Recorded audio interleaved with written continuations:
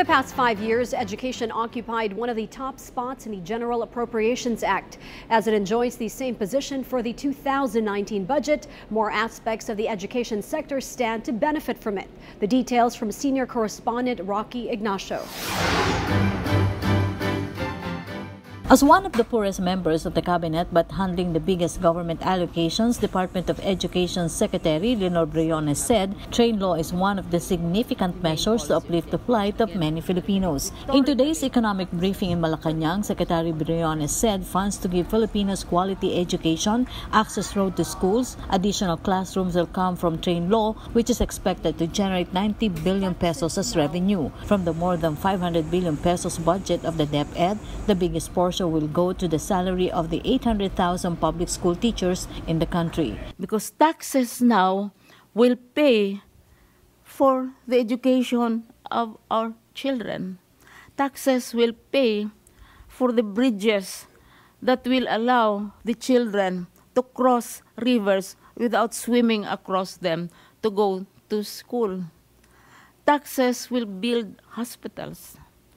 Taxes will perhaps help create jobs, as in the case of the graduates of our technical vocational program. As former convener of the Freedom from Debt Coalition and former National Treasurer, Secretary Briones believed without train law, the country will borrow money, a step which is not good for a country like the Philippines. She added that the Philippines can avoid foreign debt through the implementation of the second tax reform package. That's what I'm saying.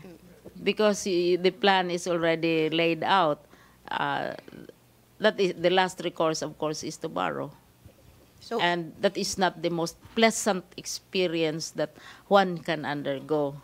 When a finance minister goes off to Washington for the World Bank IMF meeting, and then goes to Paris for the Paris Club meeting for the private bank, it's not the happiest and most inspiring of experiences that a country can go through, especially with a country like the Philippines, which had a very unhappy experience during the global debt crisis. But Secretary Briones encouraged the public to remain a watchdog in the use of public funds. Challenge for us is not only to help the public shift from their mindset about taxes, but also to watch where the taxes go.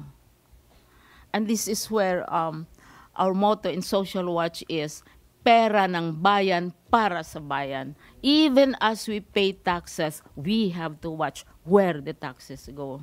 In the end, Finance Assistant Secretary Tony Lambino clarified the train law has nothing to do with the high inflation rate, but instead brought by the spike of the prices of petroleum products in the world market. Inflation is a year-on-year comparison. It's actually a rather abstract concept. Hindi yan yung talagang nararamdaman ng tao, kasi what you're doing is you're comparing prices in June 2018 to prices in June 2017, which is what I paid for something a year ago. That's not how people experience prices. Rocky Ignacio for The Nation.